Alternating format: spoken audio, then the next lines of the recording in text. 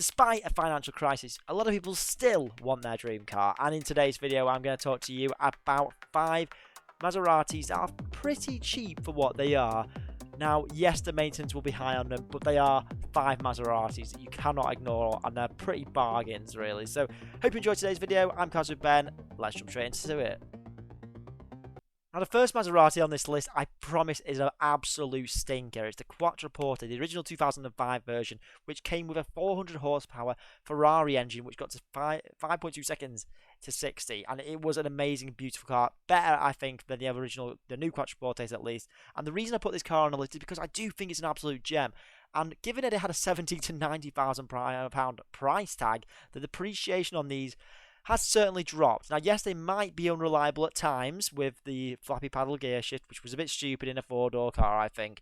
However, it was an unreal car in the later 2009 versions. And for this reason alone, these cars are less than £10,000 now. I think it's an amazing car, although it definitely does come with its problems.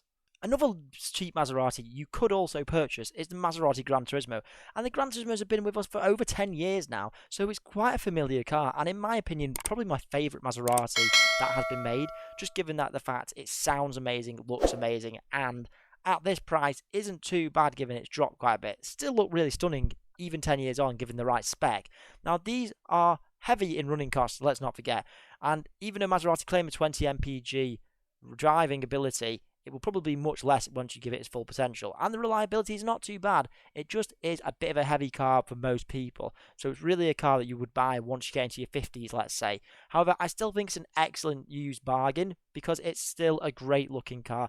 And I think the name Gran Turismo, the whole Ferrari engine, just the design of the car, it might age very well. Here's one I found for about £20,000, which is ridiculous considering it was a £70,000 plus car.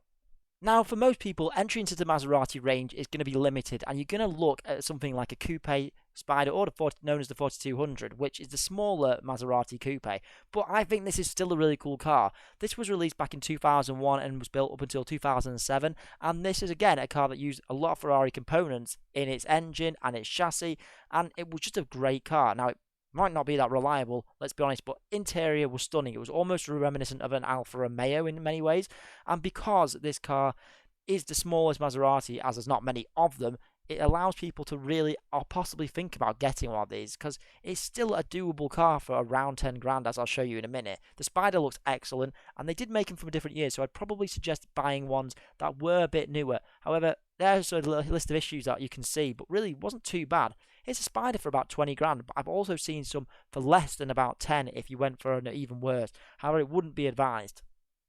If it's something newer you're after, then why not have a look at the Maserati Ghibli? Now, this is a fairly new car, given that it was only released less than 10 years ago or so. However, with the Ghibli, I do find its niche is very odd. Now, people do like this thing, and it's almost equivalent to maybe a newer Mercedes or a BMW at the sort of range, like a 7 Series. But the Ghibli didn't really, I don't think it was the car that a lot of people expected, and it's depreciated massively in price.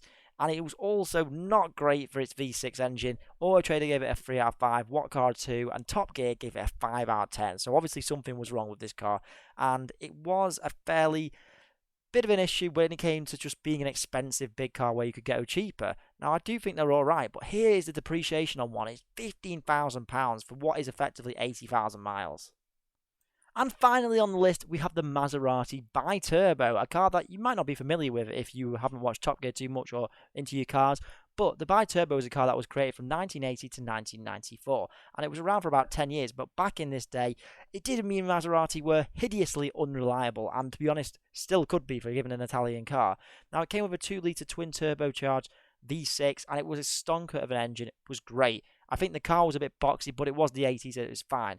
Interior, not too bad, but as it turns out, these were quite cheap. They actually made about 22 to 23,000 of these, so actually not too bad. And a lot of them didn't come to the UK, but as you can see, a nice price of 25,000 for potentially a future classic.